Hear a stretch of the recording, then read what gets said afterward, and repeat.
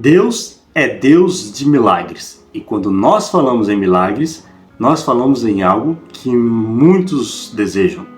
Quem não quer ver o milagre? Quem não quer presenciar isso? Quem não gostaria de ver um milagre na própria vida?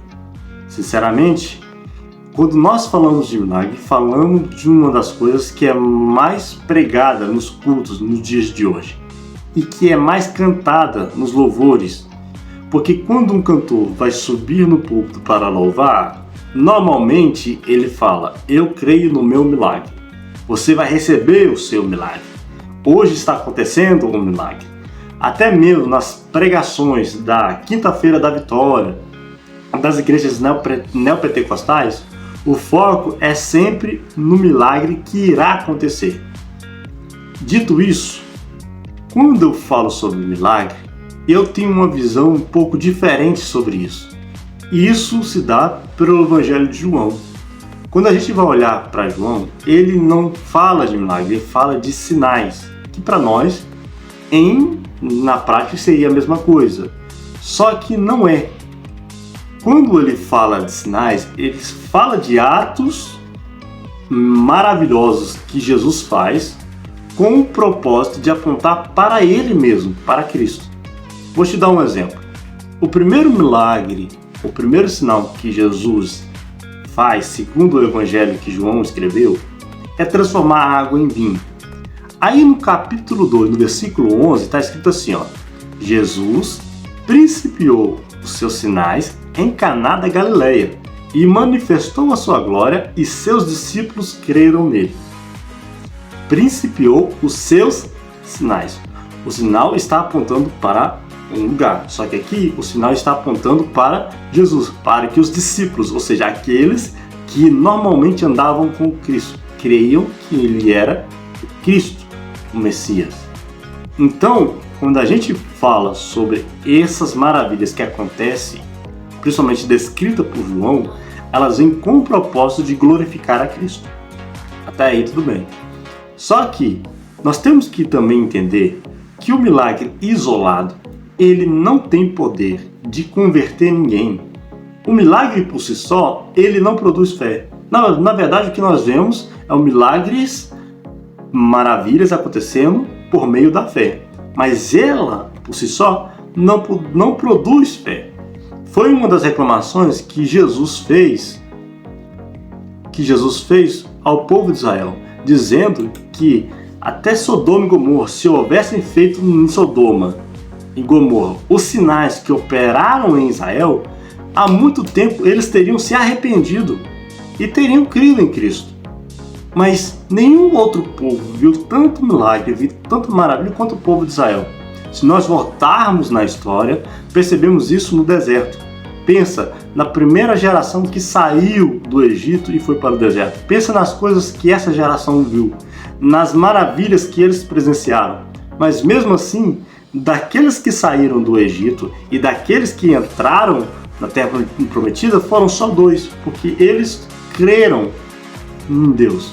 E não só foi por causa daquilo que foi feito e daqueles que eles viram, mas da palavra que eles ouviram. Uma das coisas que a gente não entende é que por muitas vezes o milagre em si é simplesmente o espetáculo, é a luz, é aquilo que atrai. Mas o que faz com que as pessoas creiam em Cristo não é o milagre, mas a palavra pregada, aquilo que nós falamos do nosso Senhor Jesus Cristo. Vou te dar um exemplo bem específico. No evangelho que João escreveu, e aí no capítulo 6, vai falar sobre a multiplicação de pães e peixes. Jesus multiplica pães e peixe para 5.000 homens. Então, é uma maravilha. Isso é extraordinário.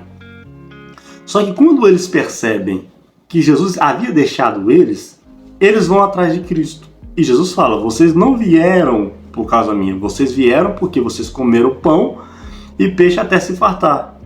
Jesus, aproveitando a oportunidade, vai falar que ele é o pão vivo, que ele é o pão que desceu do céu. Só que muitos dos que estavam perto dele, discípulos até, abandonaram Cristo, por quê? Porque eles falaram, duro esse discurso, quem é que pode ouvir? Observe, na multiplicação, por causa da multiplicação de pães e peixe, muita gente se aproximou de Jesus, porque o milagre em si é um espetáculo, atrai atenção, as pessoas vão para ver, as pessoas desejam ver. Quando Jesus vai ser julgado por Pilatos, vai ser julgado por Herodes, as autoridades queriam ver os milagres que Jesus fazia, só que ficaram decepcionados porque Cristo não fez nenhum milagre na presença deles. O milagre atrai as pessoas, chama atenção, só que não garante que nenhum deles vai ficar por causa disso. Após Jesus pregar a palavra, e muitos deixam a Cristo e ficam apenas 12. Aí Jesus vai fazer uma pergunta em Evangelho de João, no capítulo 6, versículo 67. Diz assim, ó, então Jesus disse aos 12, quereis vós também retirar-vos? Ou seja, vocês também não querem ir?